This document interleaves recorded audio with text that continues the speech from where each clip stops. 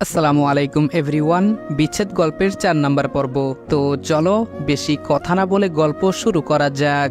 আমি আবিশা শিকদার রুহি। চিটাগাং শহরে আমার জন্ম। মা বাবার একমাত্র সন্তান ছিলাম। তারা আমাকে অনেক বেশি ভালোবাসতেন, কিন্তু এই সুখ বেশি দিন আমার সহ্য হয়নি। আমার যখন ৯ বছর বয়স তখনই বাবা মা অ্যাক্সিডেন্টে মারা যান। কিন্তু পুরো বংশে প্রথম মেয়ে আমি, এবং শেষ পর্যন্ত আমার বাবা চাচাদের কারো ঘরেই আর কোনো মেয়ে সন্তান জন্ম হয়নি। এই কারণে সবার অনেক আদরের ছিলাম।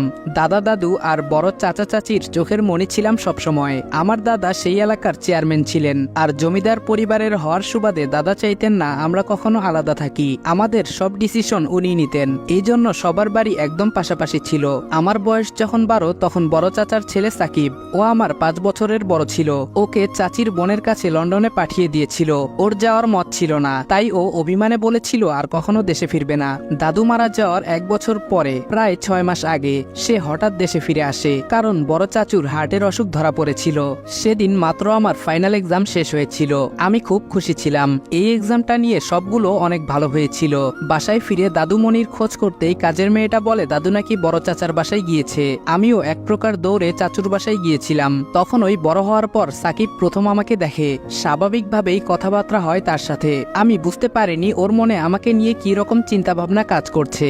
সাকিব সবার বড় ছিল, আর দূরে থাকতো বিধায় আমাদের কারোর সাথেই তার তেমন ভাব হয়নি। আমি অন্যান্য কাজিনদের সাথে বড় হওয়ায় ওদের সবার আদরের ছিলাম। আমি খুব সহজে সবার সাথে মিশতে পারতাম। সাকিবের সাথেও ভাব করে নিয়েছিলাম। কয়েকদিনের মধ্যে সাকিবকে সবাই মিলে ঘুরিয়ে শহর দেখাই। ও নিজে থেকেই আমাকে বলতো ঘুরতে নিয়ে যেতে। আমি আর অন্য ভাইরা মিলে নিয়ে যেতাম ওকে। একদিন নাস্তার টেবিলে সবাই বসা, তখন দাদু আমাকে প্রতিদিনের মতো খাইয়ে দিতে দিতে জিজ্ঞেস করে, রুহি, সাকিবকে তোর কেমন লাগে বলতো? আমি বললাম, আগে তোমরা বলো। চাচি কেন বলতো ভাইয়া কথা বলতে জানে না বেশি। তারপর উনি জেদি। উনি কত ভালো জানো তোমরা, নিজে থেকেই আমাকে বলে ঘুরতে নিয়ে যেতে, কত কথা বলে আমার সাথে।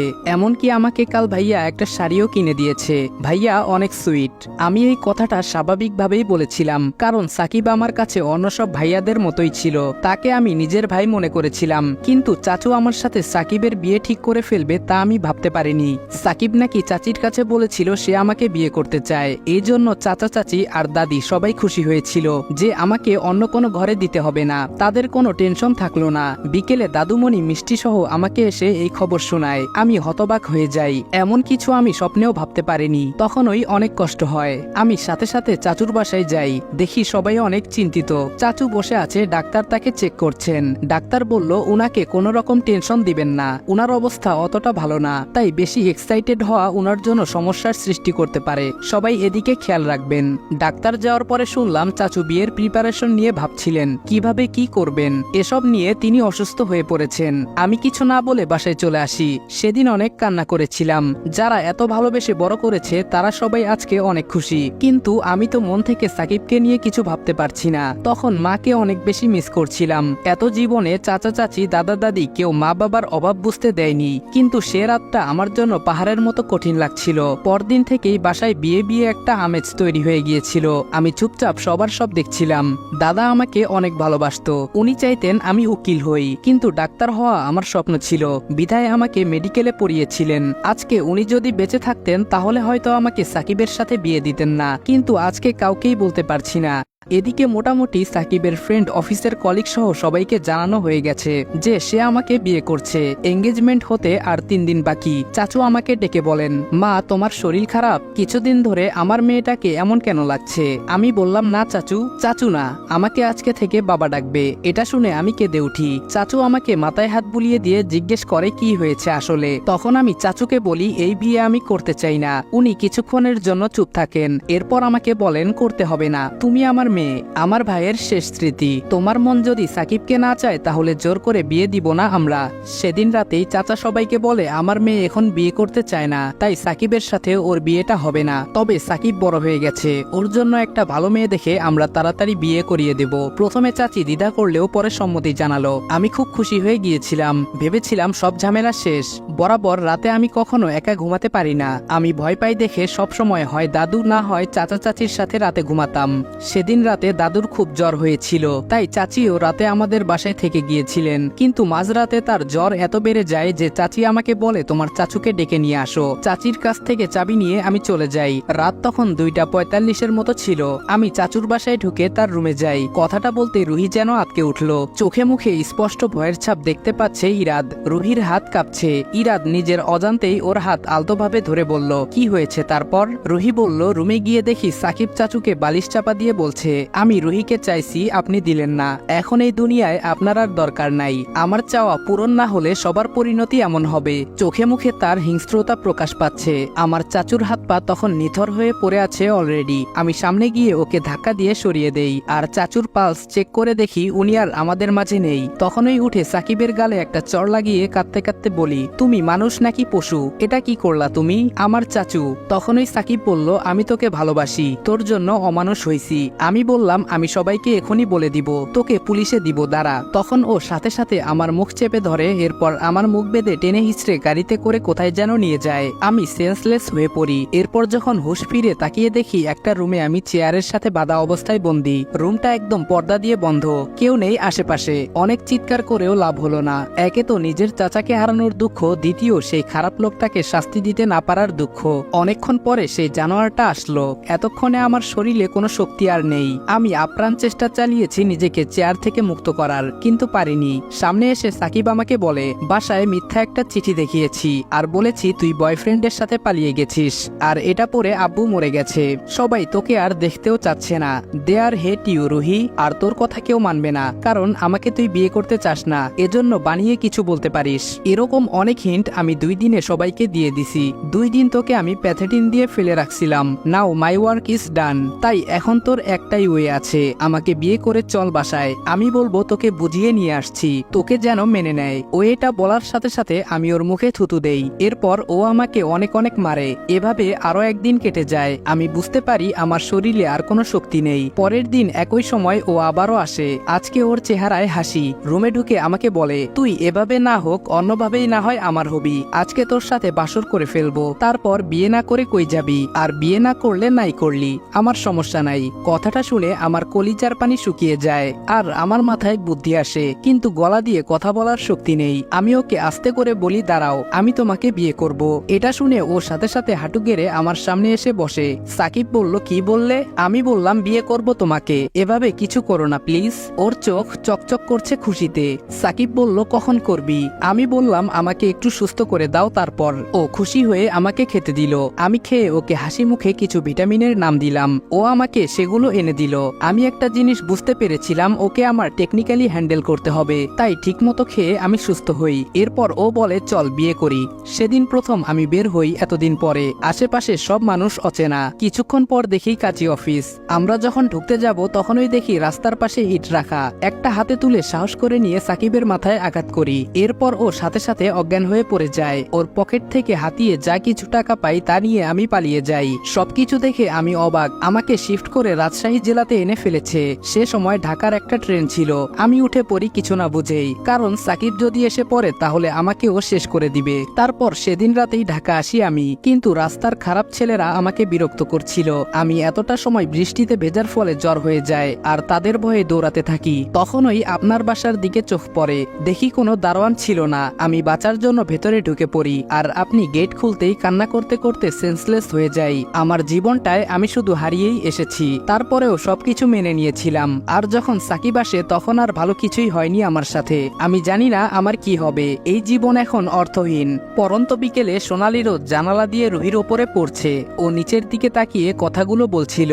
কতটা অসহায় লাগছে ওকে। মনের কষ্টে হু হু করে কেঁদে চলেছে। আর রুহির জীবন বৃত্তান্ত শুনে ইরাদের কলিজায় লাগছে। মেয়েটার চোখের পানি ওর সহ্য হচ্ছে না। কেন যেন ইরাদের ওকে অনেক আপন লাগছে। নিজে থেকেই ইরাদ রুহিকে জড়িয়ে ধরলো। ভয় পেও না, আমি আছি। আর কেউ কখনো তোমাকে কিছু করতে পারবে না কোনোদিন। কান্না করো না। রুহি আস্থা পাচ্ছে, পরম আস্থা পাচ্ছে ইরাদের বুকে। চোখ বুজে ও একটা শান্তি পাচ্ছে। দুইজন আষ্টে পৃষ্ঠে একে অপরকে জড়িয়ে ধরে রেখেছে। রুহির ইচ্ছে করছে সারা জীবন এই বুকে থেকেই কাটিয়ে দিতে। বেশ কিছুক্ষণ ইরাদের বুকে মুখ গুজে রুহি কান্না করলো। এই কান্না কোনো সাধারণ কান্না নয়, বরং এক ঝাটকায় নিজের পরিবারকে হারানোর। এই কান্না এক জোরপূর্বক অধিকার আদায়ের দাবিতে একটা মেয়েকে তার স্বাভাবিক হাসি খুশি জীবন থেকে দূরে সরিয়ে নেওয়ার কান্না। ইরাদ বুঝতে পারছে এই মেয়েটা ছোট থেকে সবকিছু হারিয়ে আসছে, তার মনের মাঝে অনেক ব্যথা লুকিয়ে আছে যা সে হয়তো প্রকাশ করতে পারে না।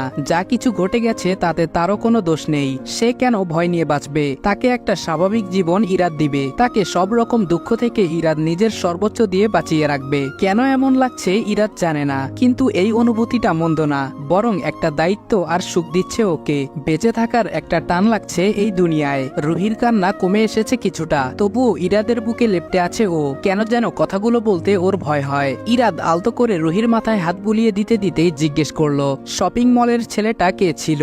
রুহি বলল, সে ছেলেটা আমাকে পছন্দ করতো কলেজে থাকতে, আমার ওকে একদম পছন্দ ছিল না। যদিও দাদা বেঁচে থাকতে আমাকে বিরক্ত করার সাহস পেত না, কিন্তু দাদা মারা যাওয়ার পরে আমাকে কল দিয়ে বিরক্ত করত। আমি চাচুর কাছে বিচার দিতে পারতাম, কিন্তু ওর মতো আরো অনেকে ছিল যারা পছন্দ করত। এদের নামে বিচার দেওয়া মানেই এক্সট্রা টেনশন দিয়ে ফেলা, যা আমি কখনো করতে চাইনি। না হয় আমার বাড়ি থেকে বের হওয়াই বন্ধ করে দিত, কারণ আমার বাসায় অনেক রেস্ট্রিকশন ছিল আর আমাকে নিয়ে সবাই অনেক টেনশনে থাকতো। আমি বললাম, বুঝতে পেরেছি। এই বলেই নিজের বাহুডোরের বাঁধন হালকা করে দিলাম। রুহি সরে বসলো। এমন সময় মাগরিবের আজান পড়তে শুরু করলো চারদিকে। রুহি বলল, ইস, আজান দিচ্ছে, আমরা এখনো শাওয়ারও নেইনি। ইরাদ বলল, হ্যাঁ আমি যাচ্ছি, একেবারে নামাজ পড়ে তারপর তৈরি হয়ে ব্যাগ নিয়ে নামছি, আপনিও ফ্রেশ হয়ে নেন। এই বলে ইরাদ চলে গেল। রুহি আগে অজু করে নামাজ পড়ে, তারপর গোসল সেরে এসে একটা লাল রঙের জর্জেট শাড়ি পরে। ফর্সা ধবধবে শরীরে লাল রং একদম পরীর মতো লাগছে। গিসারে হঠাৎ প্রবলেম হওয়ায় ঠান্ডা পানিতে গোসল করার ফলে গালগুলো গোলাপি বর্ণ ধারণ করেছে। কোমর অব্দি ভেজা চুলগুলো খোলা অবস্থায় সামনের দিকে ডান পাশে এনে রেখেছে, যা আরো বেশি আকর্ষণীয় করে তুলেছে রুহিকে। বেশ মনোযোগ দিয়ে আয়নার সামনে দাঁড়িয়ে বেশ কয়েক মিনিট ধরে ব্লাউজের ব্যাকের হুকটা লাগানোর চেষ্টা করছে সে, কিন্তু কিছুতেই পারছে না। এমন সময় ইরাদ আসে ওর ঘরে। এমন সুন্দরী দেখে যে কেউ একবার থেমে ওকে দেখতে থাকবে, হোক সে পুরুষ বা নারী। ইরাদ একবার তাকিয়ে চোখ নামিয়ে নিল রুহির থেকে। এই প্রথম রুহিকে শাড়িতে দেখলো সে, তাও লাল শাড়িতে। একদম বউ বউ মনে হচ্ছে, বিশেষ করে নাকে পাথরের বড় একটা স্টোনের নোজপিন, আর নাকের সেই পাশের তিলটা চেহারাকে আরো বেশি উজ্জ্বল করে তুলেছে। কে এই অপরূপার সৌন্দর্য বেশি বৃদ্ধি করেছে তা একটা প্রতিযোগিতা করেও হয়তো স্থির করা যাবে না। ইরাদ তাড়াতাড়ি নিচের দিকে তাকিয়ে বলল, হয়েছে আপনার? রুহি বলল, না, এই হুকটা লাগাতে পারছি না, একটু হেল্প করবেন? ইরাদ রুহির ব্লাউজের হুকটা লাগিয়ে দিতে এগিয়ে আসলো। ইরাদের ঠান্ডা হাতের স্পর্শ পেতে রুহি কেমন যেন কেঁপে উঠল। এই হাতের স্পর্শ তো ওর হৃদয়ের স্পন্দন পর্যন্ত বাড়িয়ে দেয়। কেমন যেন লজ্জা লজ্জা লাগে। যখন রুহি তাকিয়ে আয়নায় একসাথে ওদের দেখলো, কেমন যেন পূর্ণতা লাগছে দেখতে। এক হয়ে গেলে কি মন্দ লাগবে ওদের দুজনকে? মনে তো হচ্ছে না, আয়না তো বলছে বেশ লাগছে একসাথে। ইরাদ অন্যদিকে তাকিয়েই হুকটা লাগিয়ে দিল। রুহি বলল, আমাকে নেকলেসের হুকটাও একটু লাগিয়ে দিবেন? না চাইতেও রুহির ঘাড়ে গলায় ইরাদের তাকাতে হলো। একটু অস্বস্তি লাগছে, তবুও চেনটা লাগিয়ে দিয়ে পেছন ফিরে রুহিকে বলল, আজকে ওভাবে জড়িয়ে ধরার জন্য আমাকে মাফ করবেন। রুহি বলল, ঠিক আছে।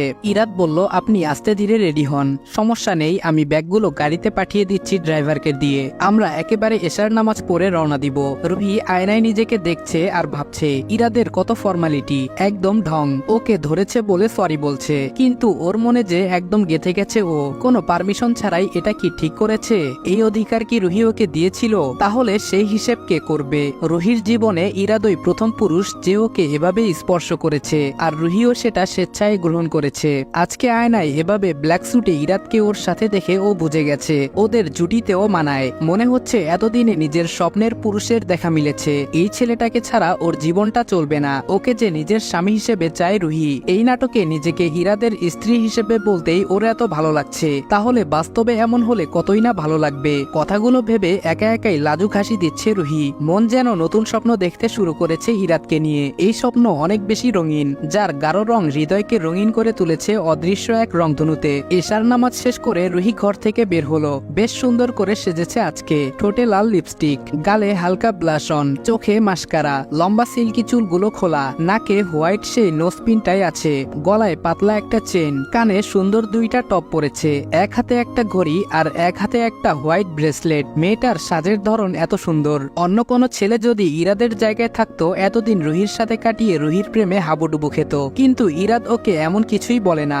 বরং এত খেয়াল রাখার পরেও একটা দূরত্ব রেখে চলার চেষ্টা করে। রুহিকে বের হতে দেখে একটা স্মাইল দিল ইরাদ, কিন্তু রুহি ইরাদকে দেখছে। ব্ল্যাক স্যুট পরেছে, ব্যাক ব্রাশ করা চুল জেল দিয়ে রেখেছে, ফর্সা চেহারা, খোঁচা খোঁচা দাড়ি। পারি। মোবাইলে কি যেন দেখছিল সে। রুহিকে আসতে দেখে একটা স্মাইল দিয়ে আবারও ফোনে মনোযোগ দিল। আবার একটু পর বাঁকা হয়ে উল্টো দিকের সোফায় বসে পড়ল। রুহি দাঁড়িয়ে ভাবছে কিছু একটা করা দরকার। এই ছেলেটার মুখে নিজের একটু প্রশংসা শুনতে খুব করে ইচ্ছা করছে। কি করা যায়? রুহি এগিয়ে গিয়ে ইরাতকে বলল,